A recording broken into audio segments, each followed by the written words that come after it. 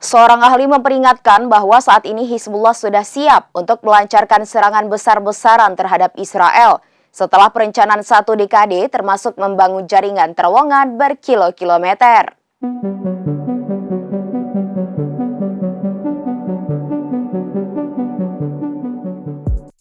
Seorang ahli memperingatkan bahwa saat ini Hizbullah sudah siap untuk melancarkan serangan besar-besaran terhadap Israel setelah perencanaan 1 dekade termasuk membangun jaringan terowongan berkilo-kilometer.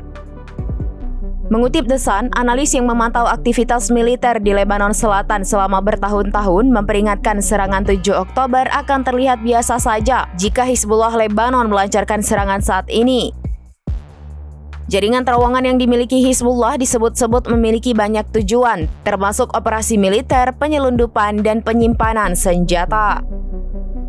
Sebuah video terbaru yang diunggah oleh kelompok tersebut bahkan mengungkap cuplikan isi di dalam terowongan yang juga terdapat tempat peluncuran rudal. Namun kondisi terkini jaringan terowongan bawah tanah itu masih belum sepenuhnya diketahui publik. Letnan Kolonel Sarit Zehafi, mantan analis intelijen pasukan pertahanan Israel yang telah mempelajari Hizbullah selama beberapa dekade.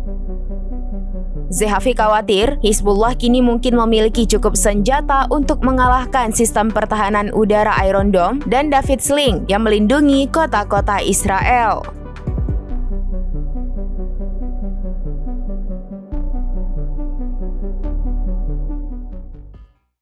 Demikian informasi terkini Syadaralun, saksikan terus informasi lainnya, jangan lupa like dan share seluruh akun serambinews.com.